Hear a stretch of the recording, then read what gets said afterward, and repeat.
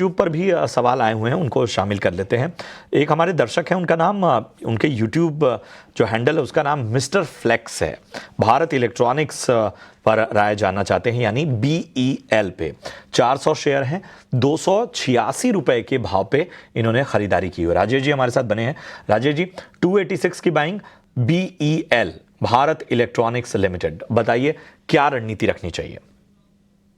देखिए, last 1 month से एक सीमित दायरे में ट्रेड कर रहा है। 260 और 295 ये एक रेंज बना है। जब तक 295 क्रॉस नहीं करता, स्टॉक में कोई मेजर मूवमेंट नहीं आएगी।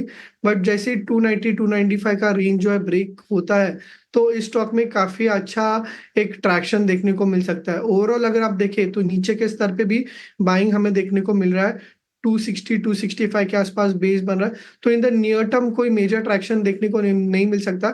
बट जैसे 295 क्रॉस होता है तो एक्सपेक्ट कीजिए एक अच्छा खासा मूव आ सकता है। तो शॉर्ट टर्म के नजरिए से नहीं, बट लॉन्ग टर्म के नजरिए से काफी अच्छे लेवल्स पे बेस बन रहा है स्टॉक। तो शॉर्ट टर्म में ज़्यादा कुछ खास नज़र नहीं आ रहा, लेकिन लॉन्ग टर्म के हिसाब से अगर आप होल्ड करना चाहें तो इसे होल्ड कर सकते। कुछ सवाल ले लेते हैं। राजेश जी, ज़रा ये नेस्ले देख के बताइए। शिवम जी का सवाल है, नेस्ले पर 50 शेयर होल्ड कर रहे हैं 2190 के भाव से। अब स्टॉक देखे तो 2190 से थोड़ा ऊपर ही ट्रेड करता हुआ नज़र आ रहा है, 2-3%। लेकिन 2190 पिछले एक साल में हमें दिखा नहीं है, तो शायद इन्होंने एक साल पहले खरीदा था। उसके बाद स्टॉक पूरा कुछ 30% ऊपर चढ़ चुका था, उसके बाद वहाँ से बिकवाली आके नीचे आ चुका है। ऑलमोस्ट इनकी खरीदारी के आसपास ट्रेड होता हुआ नज़र आ रहा है। हालांकि ये पॉजिटिव में है, लेकिन जो पूरा एक पोटेंशियल गेन था वो मिस आउट कर चुके हैं। तो यहाँ पे क्या किया जाए? इतना वापस गिरने के बाद वापस एक रैली होना पॉसिबल है यहाँ पर? देखिए, काफी अच्छे लेवल्स पे बाइंग की थी एंड उसके बाद काफी अच्छा रिटर्न्स भी मिला था। बट प्रॉफिट बुक करने से रह गए हैं। ट्रेलिंग स्टॉप लॉस रखना चाहिए था। एंड अभी भी अगर आप देखें तो मोमेंटम है वो डाउनवर्ड्स की तरफ ही है। एक्सपेक्ट कीजिए कि इनका जो बाइंग जोन है इसके नीचे भी जा सकता है। तो सलाह यही होगी कि उनका जो ट्रेल स्टॉप लॉस है वो तो ऑलरेडी हो चुका है, एंड जो उनका बाइंग जोन है उसके नीचे भी जा सकता है, तो एग्जिट करने की सलाह होगी।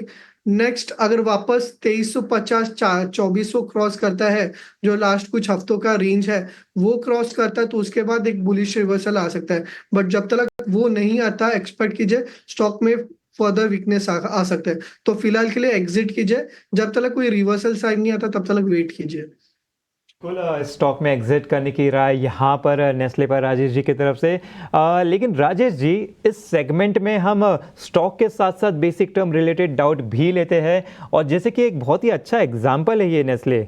यहाँ पे इन्होंने एक साल पहले खरीदा था, 30% का अपमूव दिया था, लेकिन जो भी पोटेंशियल गेन है वो पूरा मिस आउट हो चुका है। तो ऐसे सिचुएशन में क्या किया जाए? जब स्टॉक कंटिन्यूसली ऊपर जा रहा है तो गेन्स को कैसे होल्ड किया जाए? अभी आपने ट्रेलिंग स्टॉप लॉस भी बताया था, तो क्या वैसे यूज करके किया जा सकता है? देखिए, जनरली जब कोई स्टॉक अच्छे सपोर्ट जोन पे आता है तब हमें बाय करना चाहिए। जब ऐसे मार्केट पैनिक मोड में हो तो हम ये शो में कंटिन्यूसली बोल रहे कि शॉर्ट टर्म में डेफिनेटली एक वीकनेस है, बट लॉन्ग टर्म के नजरिए से देखें तो लॉन्ग टर्म इन्वेस्टर्स के लिए काफी अच्छी अपॉर्चुनिटी है। तो जब ये अपॉर्चुनिटी में हम बाय करते हैं, तो जब कोई अच्छे रिटर्न्स आते हैं तो रिटर्न्स जब जैसे जैसे आते हैं तो एक परसेंटेज वाइज स्टॉप लॉस रखना चाहिए कि अगर इतने मुझे रिटर्न्स मिल रहे हैं तो एक 5 to 6% अगर स्टॉक नीचे जाता है तो मेरा एक ट्रेल स्टॉप लॉस हो जाएगा। एंड उस ट्रेलिंग स्टॉप लॉस के हिसाब से जैसे जैसे स्टॉक प्राइसेस ऊपर जाते हैं वैसे 5 to 6% जो मेंटली वो रख सकते हैं, वैसे स्टॉप लॉस ऊपर बढ़ाते रहने चाहिए। बट एक पॉइंट के बाद जब वो स्टॉप लॉस ब्रेक होता है तो एग्जिट करना चाहिए। ये एक्सपेक्ट नहीं करना चाहिए कि स्टॉक ऑलरेडी डिप आ चुका है, रिवर्सल आ सकता है। तो इससे क्या होता है कि जो ऑलरेडी गेन्स आ गए हैं वो भी मिस आउट हो जाता है एंड फर्दर स्टॉक में वीकनेस आ जाता है। ठीक है, तो ये एक अहम सलाह जो शेयर बाजार सबका अधिकार में हम बीच बीच में चीज़ों को डिकोड भी करते हैं और आपको बेहतर तरीके से बताते हैं, क्योंकि हम ये मान के चलते हैं कि बहुत सारे नए निवेशक हमसे जुड़ते हैं जिनके लिए किस तरह के अनुभव, इस तरह का बाजार जो होता है वो पहली बार होता है या उसमें अनुभव कम होता है।